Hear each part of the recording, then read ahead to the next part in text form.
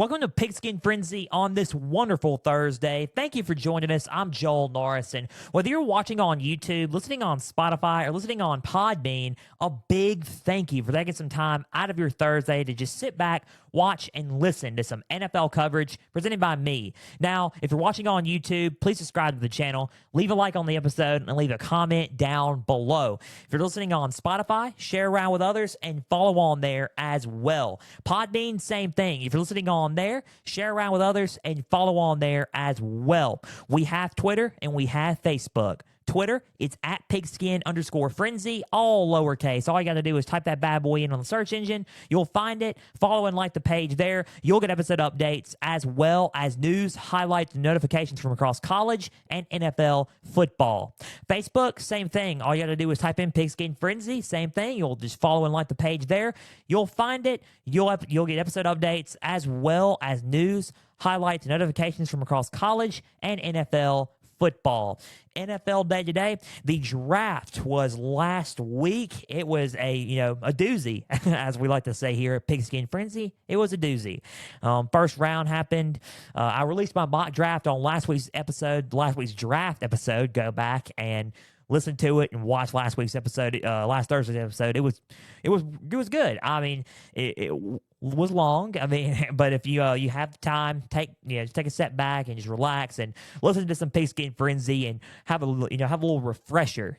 But there was some stuff that I got right and some stuff that I got wrong. I didn't expect that to go down at all. So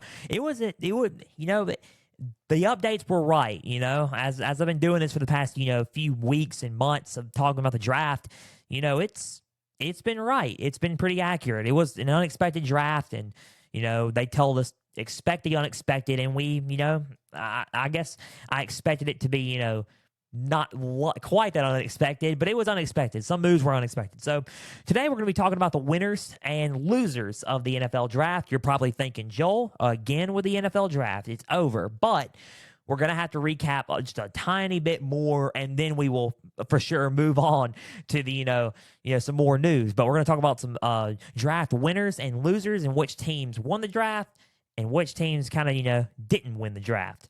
We're also going to be talking about the, Lamar Jackson situation. It's finally over. I'm pretty sure y'all have been keeping up with the headlines. The story actually broke after I got done with Pigskin Frenzy. So I wish I would have, stayed on a little bit longer to report it. But, it got done after, and, it all came to a head. I'm pretty sure y'all knew about it, but, we're going to dive deep into it and, have some updates and information there. So, Lamar Jackson situation, Tom Brady, he's in the headlines once more, and we're going to talk about him and his update and his, an update on him and his deal with Fox. We're also going to be talking about that.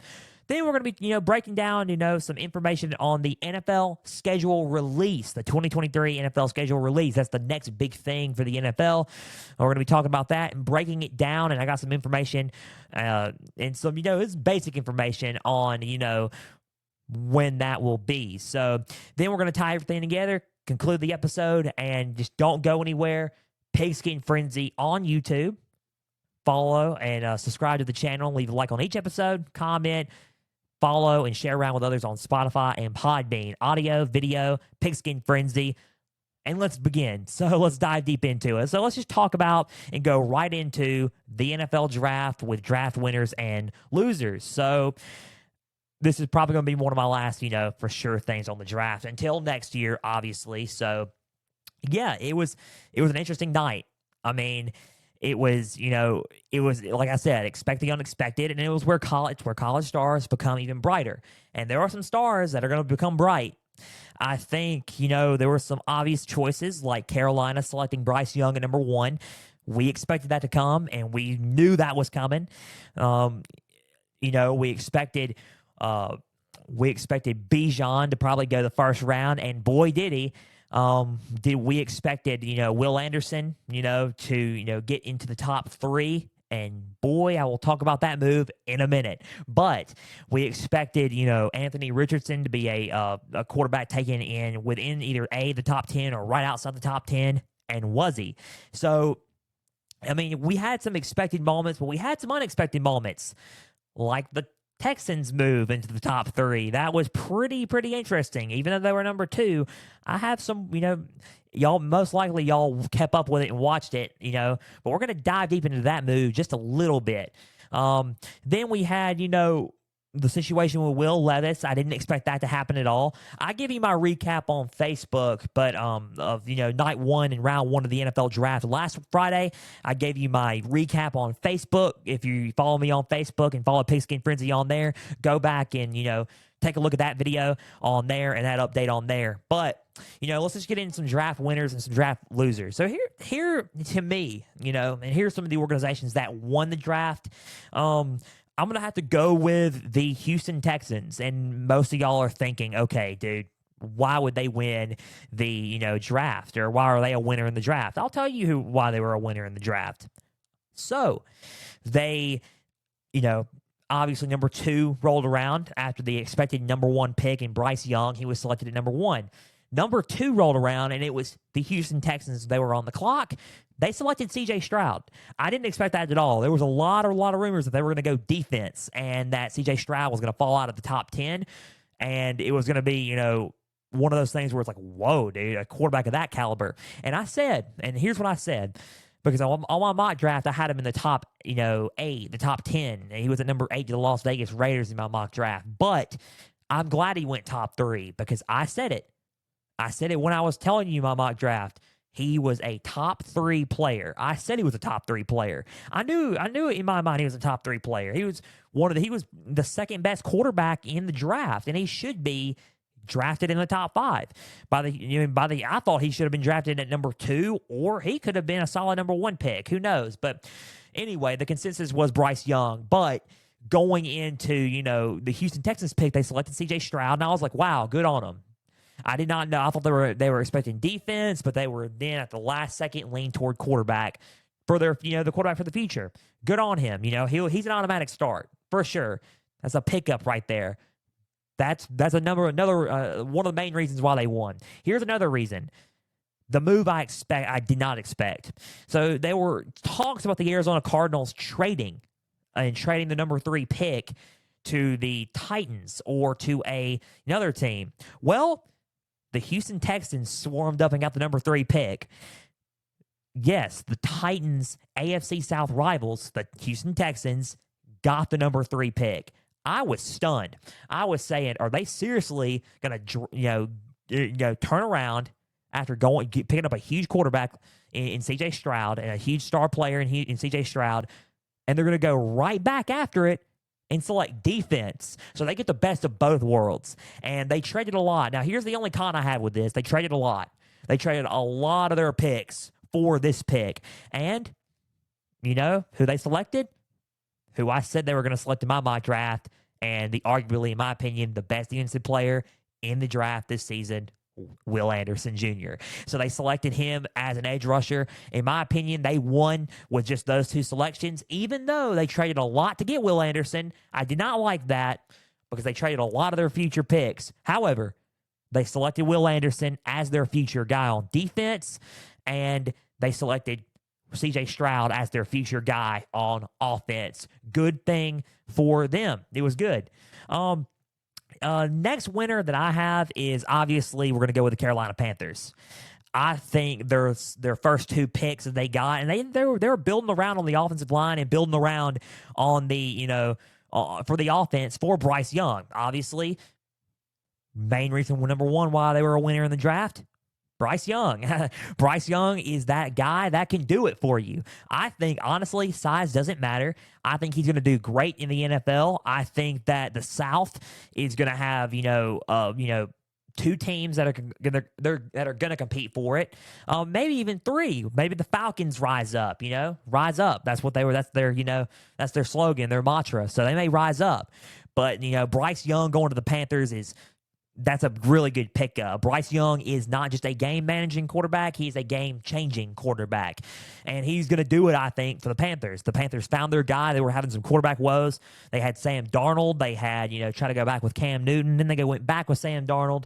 Then they went back with, they drafted Matt Corral, but he got hurt during the offseason. They signed Baker Mayfield. They traded for Baker Mayfield, and Baker Mayfield went to the, Panthers. And then all of a sudden it was a battle between Sam Darnold and Baker Mayfield. Then Baker Mayfield didn't pan out. He signed with the Los Angeles Rams. He got cut. Then Sam Darnold was their guy, until the end of the season. He got cut, signed for the 49ers. Boom. Here we are, NFL draft. They traded with the Chicago Bears, picked up Bryce Young. I'm sorry if I talked too fast on that one, but you catch my drift. So it was a good pick in my mind. It was the right choice, obviously. Bryce Young, in my opinion, was the consensus number 1 overall pick if you're Carolina. Now, if Chicago would have kept the pick, I would have said draft Will Anderson. But when Chicago traded, I was like, okay, it's Bryce or CJ Stroud now. And Bryce was the obvious choice for them. They chose Bryce, and why not? Side note, he is wearing number 9 in case any fans want to hear news on that. He's wearing the same number as he did, but that's not the point. Carolina won with that pick. They went and turned around in the second round and drafted a wide receiver, Jonathan Mingo from Ole Miss. Good pickup there. I think that replacing DJ Moore after trading him to the Chicago Bears for that number 1 pick was good. And guess what? Bryce Young has help. And then they started drafting some more guys on the line and beefing up that line. And Carolina was just okay. Carolina was okay. What we're going to do is we're going to pick him at 1. Then the next few picks are going to help build him a team around him and center some pieces around him that he can, use and utilize, and he can throw to, and someone can block for him. And, it was a good draft for the Carolina Panthers, and I think they are a winner there. Moving on, I think, I'm going to give you 3 winners. I guess I'll give you 3 winners and then 3 losers. I think the last winner would be the Philadelphia Eagles. I think the Eagles definitely won the draft. If you want the mantra of keep building, you look no further than the Philadelphia Eagles. The Super Bowl runner-ups, the NFC champions, if you will, Philadelphia Eagles. They picked up Jalen Carter in the first round. He fell quite a bit. I think it was due to the offseason issues and because of some of the credentials at the combine and pro day and what have you there. So in my opinion, he probably should have gone earlier than 9. But hey, Eagles traded up 1 spot to get him. They picked him up. And then they turned around at number 31 and picked Nolan Smith. They love them Georgia Bulldogs now. I'm going to tell you that now. They love some Georgia Bulldogs. Speaking of some more Georgia Bulldogs, they traded for DeAndre Swift during the draft. They traded some picks for DeAndre Swift. It was awesome. I thought that was cool. They picked up Swift, and now they got a 2 running back system with Rashad Penny and DeAndre Swift at running back. So they got some more help there. They also have a good rotation with Derek Barnett, Fletcher Cox, the veteran. Then they have Jalen Carter, Jordan Davis, Nakobe Dean, and Nolan Smith, all from Georgia, all former teammates. The Eagles are they love them some Georgia Bulldogs. The Philadelphia Eagle Bulldogs is what I'm going to start calling them now. But they definitely won the draft. Some good pickups there in that draft, along with a trade for DeAndre Swift. My take, those were my 3 winners. I think the Eagles are going to look, obviously they're going to look like they're the top team in the NFC. Carolina's going to look much improved because I think they're building around Bryce Young. And I think still, even if they don't do the best as what we hope for, they're still going to try to build around Bryce Young. And then I think the Houston Texans won. I think they're going to build around C.J. Stroud and build around Will Anderson as their leader on defense. So I think those are the 3 winners from the NFL draft. Now let's go with the 3 losers. In my estimated opinion, loser, in my opinion, was probably the Dallas Cowboys. I think the Cowboys had some needs there that they could have utilized. I think one big one was tight end. Even though they picked up Luke Schumacher from Michigan, good pickup. He's a good tight end. Don't get me wrong. I think a Dalton Kincaid or a Michael Mayer from Notre Dame would have done them justice there. I think they would have, had some good things going with them. They should have picked up a tight end, but they picked up Mozzie Smith. Nothing wrong with picking up Mozzie Smith. He's a good defensive tackle. I would have picked him up in the second round and then would have gone after Michael Mayer. I think that was a huge thing right there. If they would have gone after a running back, I probably would have traded for a running back. Now, I thought the heartfelt moment with Chris Vaughn, scout of the Dallas Cowboys, and Deuce Vaughn, the Kansas State running back, Wildcats running back. That was a heartfelt moment. But still, if I would have picked up a running back, I probably would have picked up one much earlier. Deuce Vaughn is going to give you he's going to give defense heck of fits. He's going to do really, really well in the National Football League. I just would have picked up another running back earlier on. Deuce Vaughn, good pickup there, but there were some other running backs he could have gotten ahead of Deuce Vaughn.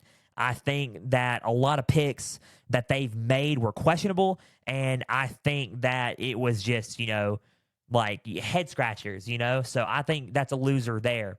I think, and this is going to sound weird, for saying this. You're going to be like, Joel, why were they a loser? I honestly think that the Cincinnati Bengals were a loser in this draft, and I think that a lot of it was because of, one, they did pick up a need, and it was defensive backs. Of course, C.J. Turner from Michigan, good pickup there. They also, and listen, Miles Murphy, that was their first round pick, good pickup there. However, they did not, my take on this, did not pick up an O-line. Orlando Brown is a good pickup, and it was a good free agency signing. However, they need to pick up more linemen. Jonah Williams is on his way out, okay? He's made that clear. They're trying to work a trade out for him to go to another team. So he's on his way out. My take on it is Joe Burrow needs people to protect him. He got hurt.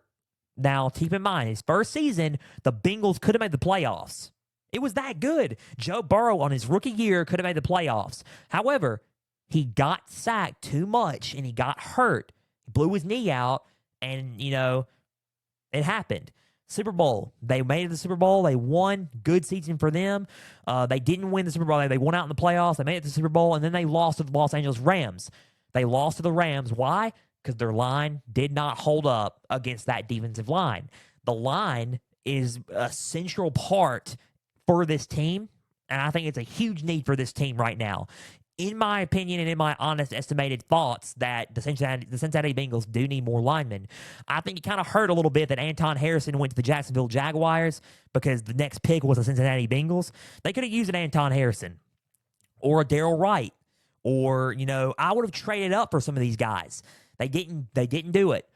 I think that their need, I think it was a lose for them because of the offensive linemen. I thought I would have probably zoned in on some of the offensive linemen. They picked up more defensive players, and, good on them for picking up a defensive back. They filled up some needs on that one. But with Miles Murphy, I know Miles Murphy was a good get. He still is not the, you have a defensive end in Sam Hubbard. It's not going to hurt to have two, one on Sam Hubbard on one end and then Miles Murphy on the other. It's not going to hurt. However, you need some linemen. You need some guys to protect Joe Burrow, or he's going to keep getting beat up, and you don't want that. So I think that was a key. I think in that mind was a key need for them, and they didn't utilize it enough.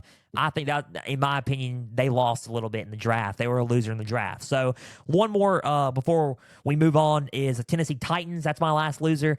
I think Will Levis was a good pickup. Now, Will Levis fell out of the first round. I thought because the Colts were high on him that he was going to get picked in the top 4. It was not the case. He fell out of the first round. There was a 0.1% chance he'd be on the board going into the second round. The ESPN Analytics did that and dated that up. So I thought that was interesting. I thought they picked him there. I mean, there's been some rumors about, Malik Willis not Mike Verbal and the the organization and management not being a fan of Malik Willis after drafting him. They're looking, at trade deals and packages for Ryan Tannehill in the near future. So Tannehill could be a bridge quarterback until Will Levis learns the ropes and, eases his way into the lineup, just like an Anthony Richardson. I thought Anthony Richardson with the Colts, it's a decent pick, but he's just got to, work his way into the lineup. We'll talk about that pick later, but that's another topic. But Will Levis fell out of the first round. They took him.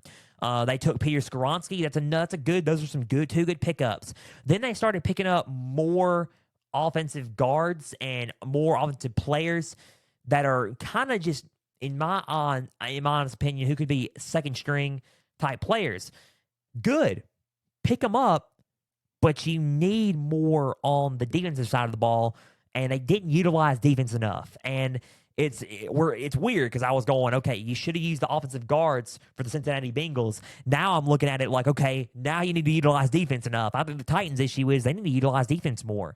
And they really didn't zero in on the defense a whole lot. And they didn't really have it sounded like they didn't have a formidable plan to, in the draft. Now, I'm not calling anybody out. I'm not saying anything like this. It just seems like, the Titans were, not focused on defense enough. I feel like they should have been focused a little bit more on defense and zeroing in on the defense. Now, granted, help Will Levis out, because if Will Levis is going to be y'all's quarterback for the future, you're going to need to help him out. However, I think zeroing in on the defense would be a little bit more, I think it'd be, a good thing to do for the Titans, because the Titans need some help on defense. They didn't do that. I think a loser in this draft is the Titans, just because they didn't utilize some of their needs, and it's all about really in the draft utilizing your needs. Really, you're separating. Okay, yeah, get what you want, of course, but look into your needs and look on the board and see, okay, who's the best player at this position right now, who's not already taken or draft. We may need that. I get it's about skill set and who fits their schemes, but you got to look at who's on the board. Okay, who's our best player on this position that we need to fill? You need to go from your needs. Wants are good. It's great. I want a Bryce Young. You know what I'm saying? I want a Bryce Young, but you got to go with who fits their scheme more, which in the Panthers' eyes, Bryce Young fits their scheme. But we need Bryce Young, right? The Carolina Panthers need Bryce Young. You got to look at your needs, right? From top to bottom, look at what you need to fill in for your positions and your gaps. So I think that those are my three winners and losers. The draft was exciting. And look, the Dallas Cowboys, Titans, and the Bengals are still going to have good seasons. Don't get me wrong. I think they're going to be solid teams this year. I just think they could have capitalized a little bit more in their draft. They could have capitalized and done a little bit more in their draft. I think they're going to have solid seasons. I really do. I think the Dallas Cowboys are going to have a solid season. I think the Bengals is definitely going to have a solid season. The Bengals are still going to be one of the top teams in the not just in the AFC North. They're not going to be just the team in the North.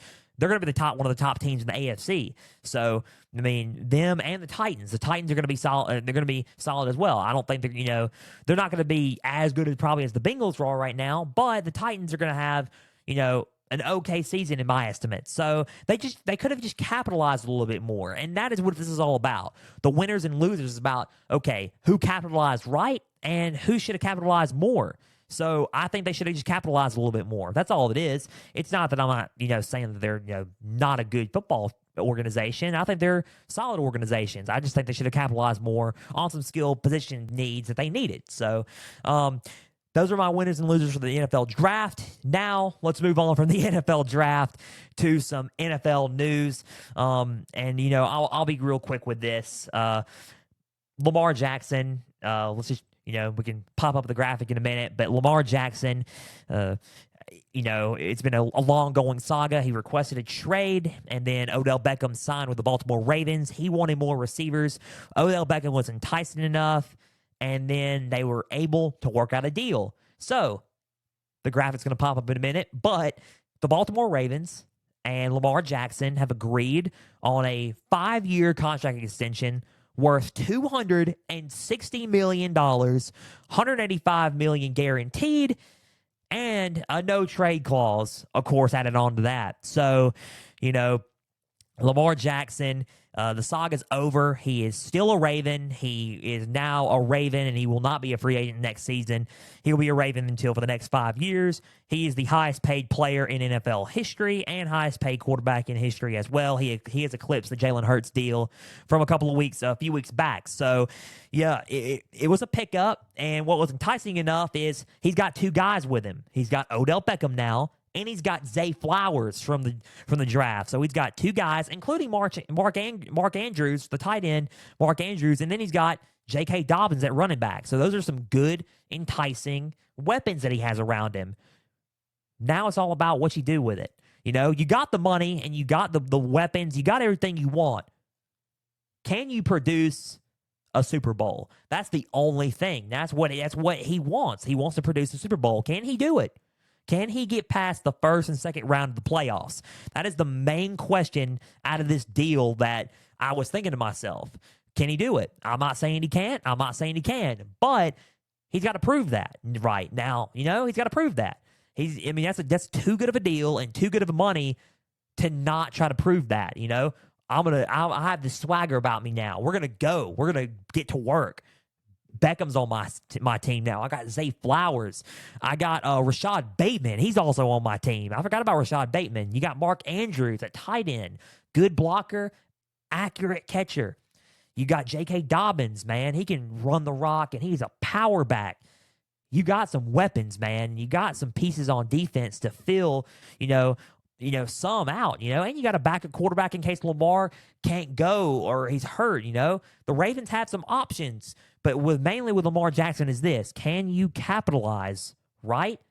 Can you capitalize on, what the Super Bowl or just making it, just make him do what you have, And I think that's literally the only question I have. Can he make do and can he do it? I don't know. Excuse me. I don't know. I can't sit there and say, yeah, he can do it. I can't sit there and say, yeah, he can't do it. I'm not going to sit there and say that. Who am I to say that? You just got to see if he can. He's just got to prove it to us. Lamar Jackson had his press conference today, said he always wanted to be a Raven. He just wanted more money and an accurate deal. Obviously. Everyone wants more money. You want a contract extension. You want to work out a deal to be one of the highest paid players in the league. You know your worth, right? You know your worth. $185 million guaranteed, no trade clause, and for 5 years, $260 million in full. So Lamar Jackson has agreed to a new deal. So, moving on from that, that's pretty much it, right? Can Lamar Jackson make do for what he's worth? We can have a whole nother discussion about that, but that's pretty much it. Lamar Jackson has signed a new deal. The saga is over, and Lamar Jackson's going to get to work with Zay Flowers and Odell Beckham and, Mark Andrews, J.K. Dobbins, and a lot of the weapons he has on offense now. So that's pretty much it with Lamar Jackson and the Ravens. So moving on, we're going to be talking about, just real quick, the Tom Brady and Fox deal. There's been some rumors that Tom Brady might not end up, joining Fox. I think it's kind of a huge loss, honestly. I think Tom Brady knows the game well, and this is some broadcasting news. I haven't really reported on broadcasting news on Pigskin Frenzy yet, but there's been some rumors according to NFL insiders and NFL Network that he might not join Fox. There's a 50-50 possibility he might not do it. He might walk away from the $375 million before it gets started, and he may not even, fill out the contract. He may release himself from the contract before they start paying him, before he gets signed, and, before he starts working in the 2024 season. So it's kind of, it's sad, but in a way I get it. Maybe he wants to step away from the game a little bit. Maybe he wants to, just relax and, just focus on his kids and his family and, himself. That's, who knows? No one knows, but it's a shame, man. Tom Brady is one of the greatest quarterbacks of all time, and he's entertaining. He's funny, and he's got a personality about him. So it's kind of interesting that Tom Brady might not join Fox as a color commentator and a studio analyst, for games. So that's gonna be kind of interesting. So Tom Brady might not join Fox. That's a key news there. I don't have a lot on that, but I was just kind of pointing that out that I found out today. So moving on, and one more thing before we conclude today's episode is the 2023 NFL schedule release. Now I have some updated information on that, and it's one of those things where, okay, we look forward to seeing what teams, are going to play who. And if you're a fan of the Eagles or the Titans, I know some Titans fans out there. So, who are we going to play? Who are we going to play? Who are we going to, go up against week 1 up till week 18? So I have some information on this. They are, according to NFL insiders and sources for NFL Network, they are looking to finalize that time and that time frame to be released in next week, actually, in next week. So May 11th, next Thursday. It's looking like that, and it's looking like, that is the target date for the NFL schedule release is going to happen Thursday, May 11th. I'm excited about that. We're going to be talking about some matchups here in the next few months. But regarding the NFL schedule release, Thursday, May 11th is the targeted date for that. And I think that's all the information I really have on that is because, is the release date. Now, that's the next big thing. That's the next thing that everyone's looking forward to. You're going to look and see, okay, who is, some of these draft picks. Who is C.J. Stroud going to face in his first game? Who is Bryce Young going to face in his first game? Who is the New York Jets going to face in their first game when Aaron Rodgers makes his debut in New York?